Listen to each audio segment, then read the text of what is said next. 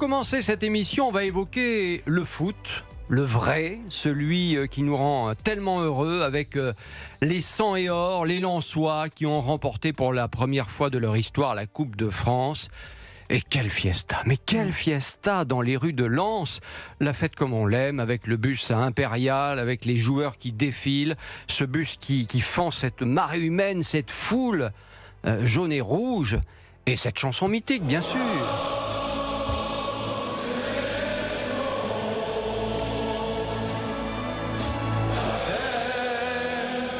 C'était le charbon. Ah oui.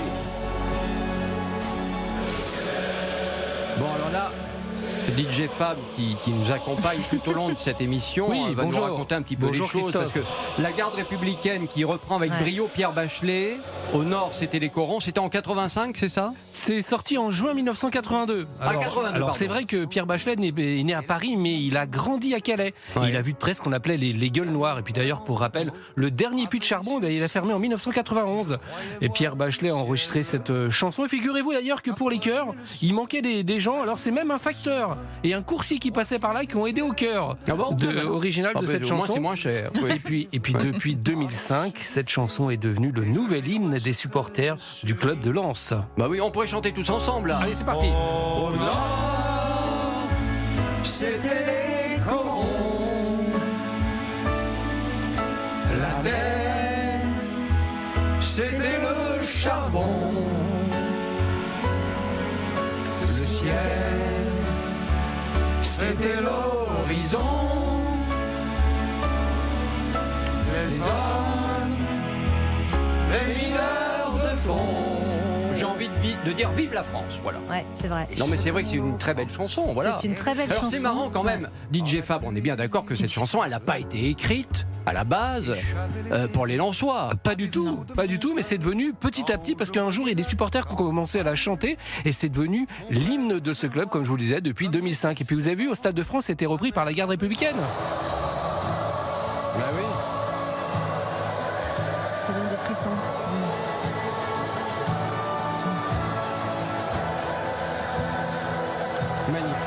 C'est magnifique. Qu'est-ce que vous voulez que je vous dise ?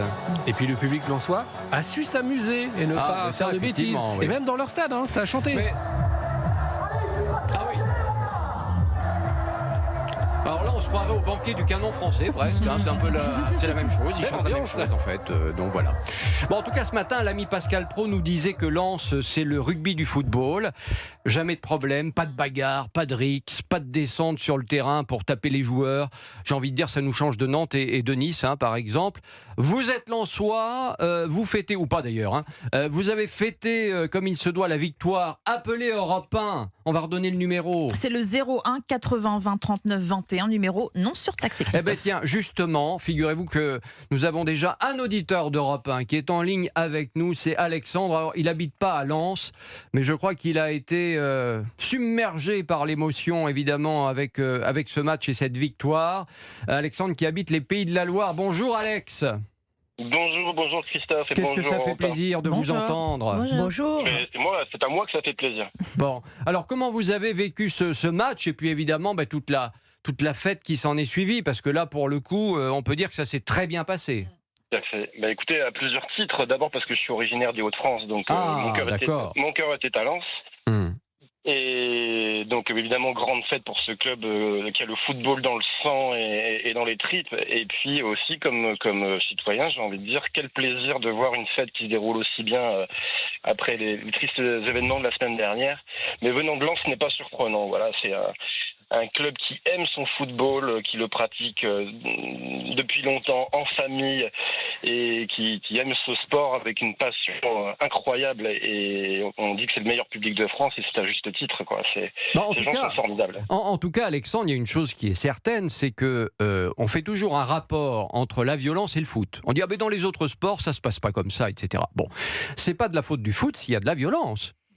C'est bien parce que il y a des supporters, des ultras comme on dit, notamment qui sèment la pagaille, qui sèment la violence, comme on l'a vu ces derniers temps. Et d'ailleurs, je peux vous dire que Nice par exemple. Alors, on en parlait un petit peu dans le flash là tout à l'heure, je ne sais pas si vous avez entendu, mais on a quand même 15 personnes qui ont été mises en examen et placées sous contrôle judiciaire hier, après les violences de jeudi dernier à Paris, qui ont impliqué des supporters de l'OGC Nice. C'était en marge de la finale de cette Coupe de France.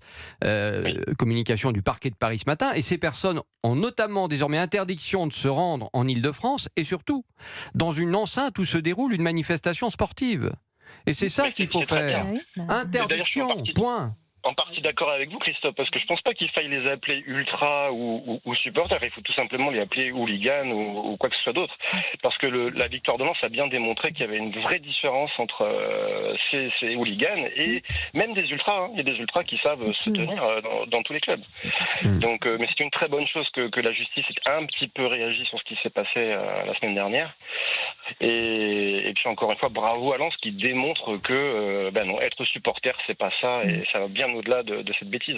Bah oui, évidemment, vous avez bien raison. En tout cas, ça vous a égayé, j'imagine, l'ensemble de votre week-end, et on était heureux d'entendre un supporter aussi heureux et joyeux que vous, ma foi, sur Europe 1 ce matin. Et bravo à Bordeaux, bien entendu. Et là, c'est le rugby avec la Champions Cup. Et là aussi, il n'y a eu aucun problème. Sabrina Medjeber, ça fait du bien de voir ça quand même, non ? Évidemment que ça fait du bien. C'est très émouvant de voir cette communauté footballistique entonner en chœur un chant qui est vernaculaire. C'est un chant français, c'est un chant enraciné. Les corons, c'est toute l'âme de la France post-Seconde Guerre mondiale, celle qui a permis justement à notre pays de se reconstruire et d'acheminer les fameuses 30 glorieuses. C'est pas d'ailleurs pour rien que cette région est classée au patrimoine mondial de l'UNESCO, le bassin minier. Donc c'est évidemment toute son histoire, tout évidemment. à fait. C'est toute une histoire, c'est tout un symbole, et c'est très, voilà, encore une fois, c'est très émouvant de voir ce peuple français enraciné, qui est dans le collectif, dans la communauté, dans l'engouement populaire, et en effet c'est assez dissymétrique vis-à-vis d'une société qui elle ne sait pas faire la fête, qui elle gâche la fête, qui elle profite justement de ce moment pour se défouler, comme dirait Freud, et opérer tout un tas de pillages, de barbarie en toutes sortes. Je rappelle quand même qu'aujourd'hui en France, en 2026, quand on fait la fête et qu'on est heureux, attention, on est fasciste. Oui, ah oui, c'est ça en ce moment. Oui, bon, qu'est-ce que vous dites ? C'est-dire qu'il y a une Regardez les banquiers du canon français, c'est exactement le discours que l'on a de la part de la gauche et de l'extrême gauche. Donc c'est invraisemblable. Absolument. Et donc en effet, il y a une jeunesse qui a sacrifié une autre jeunesse et qui la place sous l'éteignoir, qui la prive justement de cette allégresse,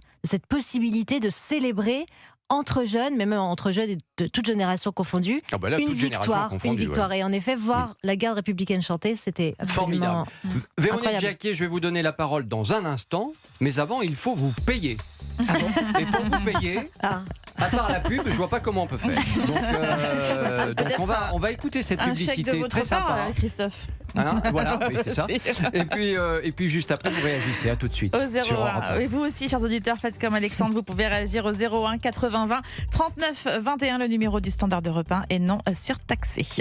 Le Top Jeu Europe 1. Et vous l'attendiez, vous venez de l'entendre, le Top Jeu Europe 1. Alors à partir de maintenant, chers auditeurs, vous avez 15 minutes pour jouer et tenter de gagner, écoutez bien, un voyage exceptionnel pour deux avec la personne de votre choix à la découverte de l'Antarctique avec HX Expédition. Alors pour jouer, c'est très simple, inscrivez-vous dès maintenant au tirage au sort. Vous envoyez Europe 1 par SMS au 739 21. Europe 1 au 739 21, c'est 3 fois 75 centimes plus coût du SMS. Un très beau voyage, un voyage de rêve en Antarctique d'une valeur de 26 000 euros. 26 000 euros. Oui, exactement. Et c'est offert par Europe 1. Envoyez-moi vos chèques. À bientôt. Bonne chance.